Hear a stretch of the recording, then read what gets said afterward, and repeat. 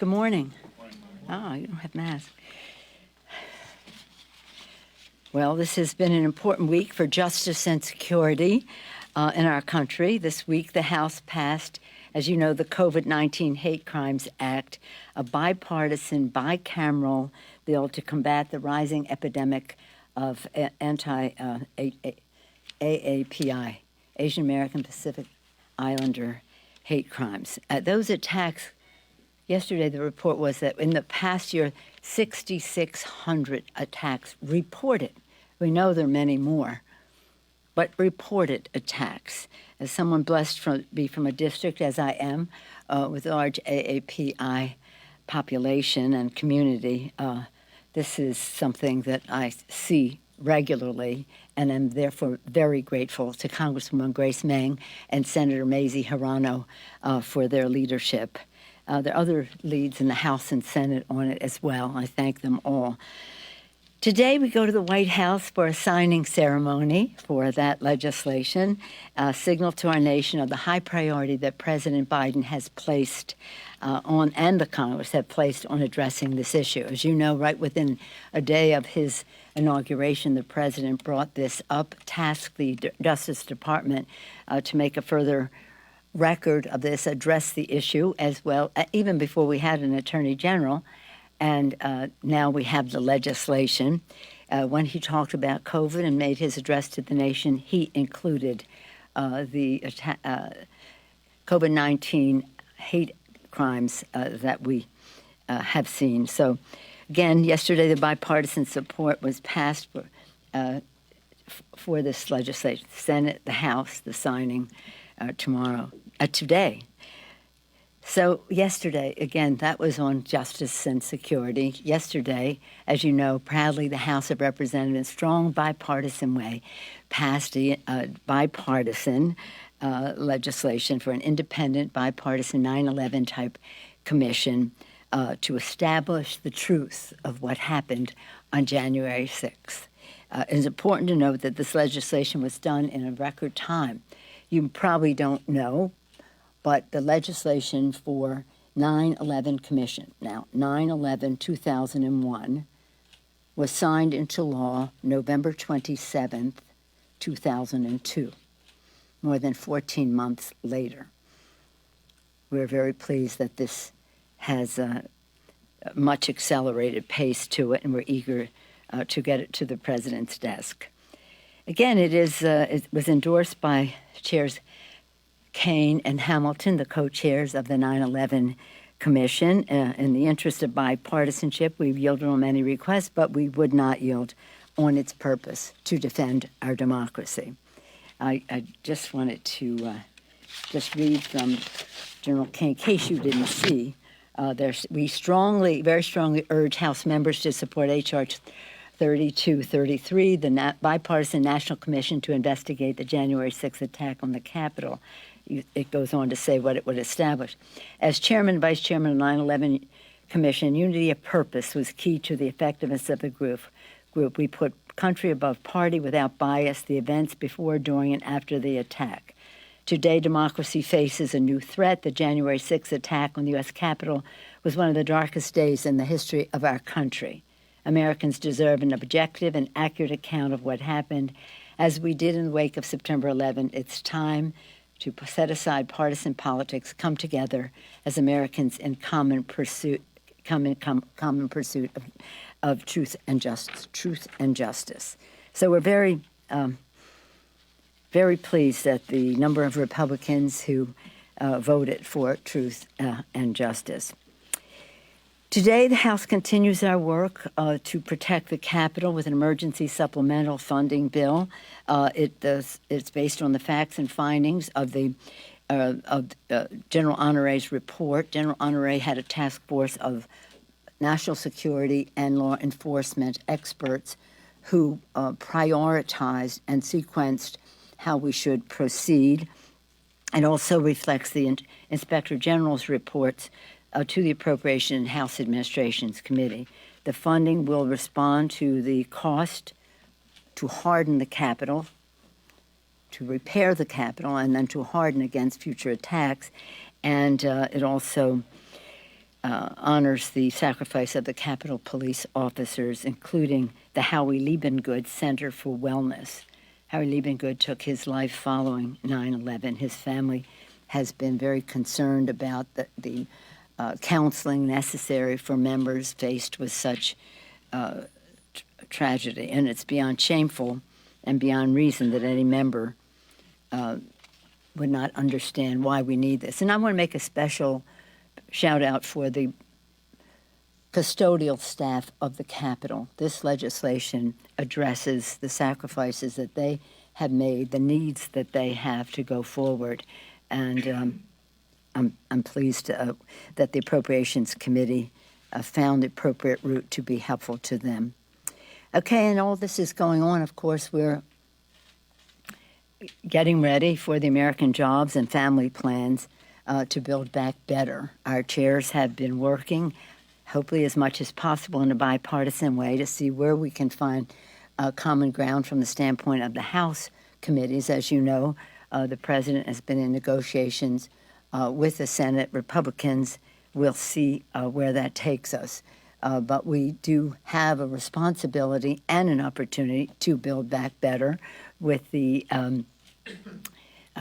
not only what we want to do for roads and bridges and mass transit and high-speed rail, but broadband into rural America and into urban deserts in that regard, with water projects so necessary. As a person in the West where water is can be a fighting word, it is certainly a vital word and source. And so we have, for the whole country, need to not only store, distribute better, recycle, but get the lead out for the health of our children. And in order to build back better, we want to do so with much more larger participation of previously underrepresented communities, and starting with moms, dads too, who may need child care or elder care or care for persons with a disability in their families. When people talk about people not taking jobs now, they have to recognize if kids cannot be in school and children and families cannot afford health care and it's not readily available, how can people go to work? So again, if we're going to build back better, we have to think in a new way about what infrastructure is, and that workforce development, child care, family and medical leave are all part of that initiative. And so we're excited about what that means, and we're so happy about the child tax credit and universal pre-K and the initiatives that the president sees as valuable to building our kids. It's pretty exciting when you think of the opportunity that is there, how we grow our economy with everyone participate in a fuller way in the benefits of our, hopefully, prosperity as we grow the economy in a way that creates good-paying jobs, preserves the planet, involves many more people. Any questions? Madam Speaker. Yes, sir. Hey, you went first yesterday. Well, what is this? You were loudest. What did yesterday's vote tell you about the state of the Republican Party? You know, I'm not here to analyze the Republican Party. All I say is to my Republican friends, and I do have them, take back your party. This is the grand old party, the party that's done so much for our country. And quite frankly, many Republicans have courageously withstood the, shall we say, assault on our democracy that has gone forth. When you think of the Republicans and the courage that they've had in the electoral system in our country, and election decisions that have been made to support the fact that the election was legitimate. Many Republicans were the ones who came forward. So I think that there's some courage that needs to be recognized in the party, certainly in our body, Liz Cheney and others. But it's not for me to analyze them, except to say, as one who has served with Republicans for a long time in the Congress, this is a different, I would say breed of cat, but I love our kitten, Daisy, so I'm not going to say breed of cat. I don't want to do that to cat. My granddaughter's Bella's Daisy. But it is interesting to see 35 members coming forth. I'm very proud of them. And it was a recognition that this was a bipartisan product, negotiated in good faith, that all of a sudden they wanted to say, well, if it isn't Black Lives Matter or something like that, taking their eye off the ball, January 6th. Yeah. Good morning. Good morning. We saw the guidance. Next woman. We saw the guidance yesterday from the capital attending physician. We saw Drew's statement Yes. as well, clarifying some of that. How does that pertain, though, and I've asked you about this before, people keep saying, well, when can Congress get back to normal, and the continuation of hybrid hearings and remote voting and so on, and you just re-upped the remote voting until July. I understand the issue with the floor and what Dr. Monahan said, but with that issue, why shouldn't some of those things like the remote hearing and get back to normal? Well, what the attending physician, and that's the guidance we have to go by, said is unless people are vaccinated, we have to continue to wear masks in our meetings and on the floor. And so that's what we are doing. It is unfortunate that a large number of people in the Congress have refused to be vaccinated, or I don't know what it is. I don't know, refused or have been vaccinated and don't want to admit. I don't know what that is because I shouldn't know. It's their personal business. But until they, as the doctor said, until they are vaccinated, we cannot have meetings without masks. But he was specific to the House floor, talking about that being a unique place where Yes. everyone comes to meet. Right. What about committees where you Well, might wouldn't have it be the same 30, thing? 40 people? Yeah. Well, in the meetings, if you're not vaccinated, the other people have to wear a mask. And we'll see. I mean, I'm hoping that this new CDC guidance will encourage people to be vaccinated. We want to get through this as soon as possible. Does anybody feel like wearing a mask? So, no, we all want to get through this, and we want to get back to much of the containment of visitors to the Capitol relates to COVID, not necessarily to what happened January 6th only. I mean, we have to protect people and have safety and security, but many of the prohibitions of visits sprang well before January, came forth before January 6th. So, yes, ma'am. Hi, thank you. Just to follow up on that, the President has talked about July 4th as being maybe this time when the country can begin to sort of gather more and get back to normal. Do you see any openings for other aspects of the Capitol for visitors? And again, knowing that so many people have not been vaccinated, do you just keep waiting for them? Or Yeah, is there an yeah, we have to alternative? wait for them to be vaccinated because they are selfishly a endangerment to other people, including staff people here. So while we're all hopeful, and I join the president in being hopeful, that we can reach a place where it is safe for people to be. What is this, the honor system? The honor system as to whether somebody has been vaccinated? Do you want them breathing in your face on the strength of their honor? So let's just see. Let's just see. I mean, again, this is about science and governance. And science and governance, we have a responsibility to make sure that the House of the Representatives chamber is not a petri dish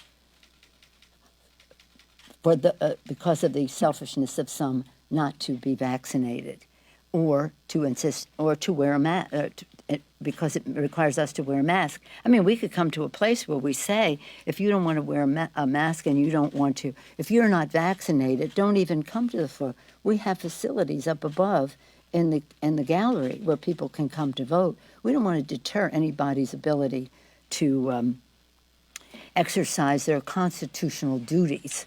We have that responsibility as well. So we're trying to balance everybody being able to exercise his or her constitutional duties as well as protect the staff and the other members. Now, as I know a lot of things as Speaker of the House. I know a lot of things. And I know a lot about people's predispositions and the rest because they share them with me. And I have to make judgments based on what the vulnerability are of our members as well. But it's not a, shall we say, subjective decision. The attending physician has said until everybody's vaccinated, we wear masks. Yes, ma'am. Back to the commission. Yes, ma'am. I know that is your strong preference for a bipartisan. Yes. 9/11 Yes, ma'am. Things are not looking great for that passing in the state. Who knows? There's a lot of Who knows? Are you committed to, if that fails in the state, are you committed to a select committee? How would that work? We're taking this one step at a time. What we've said we want is a bipartisan commission. I don't want to weaken that position. Everybody knows what my options are. They are no secret. But the preference, not only preference, overwhelming preference is for bipartisanship. And I don't think that what we've heard from the Senate is so bad compared to what we'd usually hear from the Senate. And I'm very pleased with the statement made by the majority leader on this subject. And now that some of the senators, Republican senators, are saying, well, if there's Republicans can hire staff, I would be okay with that. Of course they can hire staff. That's never even been a question. So we like that threshold that they want the committee to cross. Yes, Jen? I just want to follow up on that question. So it doesn't appear there's going to be an investigation no matter what happens, right? That's basically what you're saying is it's this and something else, but this Congress is not going to go by without some sort of large-scale probe into January 6th. Well, let's go back to 9/11. When 9/11, you saw it took 14 and a half months to get this signed by the president. Did you know that? I didn't know. Yeah, isn't that surprising to you? Yeah. You would have thought just like that. But there was major opposition to a 9/11 commission. I know that because I had the first bill and I lost on the floor. We were in the minority at the time. And then Tim Romer had the amendment to the intelligence bill with the help of the families, and that's how we got a bill passed and then to the president's desk. But it took time. This has been really on an accelerated pace, even though, why don't we have it? Well, it's in the works, and it takes time to negotiate. In the meantime, though, in 2001 and 2, leading up to that, we had a joint committee in the House and Senate, bipartisan committee, of which I was a co-chair as the top Democrat on the Intelligence Committee. Bob Graham was the chairman of the Intelligence Committee in the Senate, so he and Shelby Portegas Pelosi in the House. And we had months of hearings and the rest, and the work that was produced by that committee was very valuable to the 9/11 Commission, and in the legislation establishing it said it should take advantage of all those things, as we would hope that this commission would take advantage of some of the other oversight committees' work. So let's just hope that we can have the clarity of a bipartisan commission with high-level national leaders on it, as the committee calls for, with expertise in the areas that are important, whether it's law enforcement, security, civil liberties, civil rights, privacy, different range. Read it. Well, it's in the bill. It's online. So let's just go that route. It's the preferable route to go. Why wouldn't we? Why wouldn't we? So, yes, ma'am. Yes, ma'am. How, just a quick follow-up on that, but how long are you willing to wait when Democrats seem to have a real fear that what happened on January 6th could occur again? So how long are you willing to wait before Democrats decide to just go at this on their own? Well, we want, again, these things take a little longer time than those who want immediate gratification on an answer on something. We passed it yesterday. What is your answer today? It takes time for issues to be socialized, bills to be reviewed, and the rest. So, again, we want to bring it to the floor when it is ready. I mean, for them to bring it to the floor when it is ready. They may have some modifications in it, which we'll see what they are. Again, this is about prioritizing, sequencing, honoring the report of General Honore and the Inspectors General about what needs to be done. But I would like to have the trust that the Senate wants to find the truth as well. And let's just give them a chance to do that without hanging something over them about a timetable or other options that exist for the Speaker of the House. Can I just follow up really quickly about police reform? We're approaching that May 25th deadline, Yeah. the anniversary of the death of George Floyd. Right now, Democrats and Republicans have said that it doesn't seem like they would reach a deal. I mean, what does that say? No, it doesn't. I don't think they've said they're not going to reach a deal. We've heard from Senator Cory Booker, who has said that it's unlikely right now that it looks like they'll reach a deal by May 25th. Oh, by May 25th. So that's So a what does different that say story. about I'm not a their timetable person. Those of you who may, I'm not a timetable person. I don't want to, shall we say, empower those who are opposed to it to say, well, they didn't do it by the date. No, do it when you're ready, and it will be in a reasonable amount of time. The hope would have been that we could have done it by his birthday, but you can't do it until it's ready in the best possible way, and that is more valuable than having it a couple of weeks early or whatever. So I think I have great confidence in Karen Bass. I think that with all due respect to your question, it's unimportant in terms of the fact that it will happen is what is important. We would have liked to happen at a certain time. It's a legislative process. We're operating under circumstances that are unusual with people not here. Karen Bass says she will stay next week to hopefully complete, but to continue the negotiations. I have a great deal of respect for how this is being handled in a bipartisan way. We're very proud of Karen Bass for what she has done. And again, this is not just about us. The maneuvering internally and inside is very important. But as I say about every bill, inside maneuvering can only get you so far. The outside mobilization is what makes all the difference. And the outside mobilization we saw more than 1 year ago, after May 25th, was something that we'd never seen before. Across the world, people in the streets for days, if not weeks, millions of people speaking out against what happened to George Floyd. So there's opportunity. We'll have legislation. I don't think we should bemoan the fact of what day it is, as long as it is imminent and soon, and I think it will be. Thank you all very much. Thank you. 103,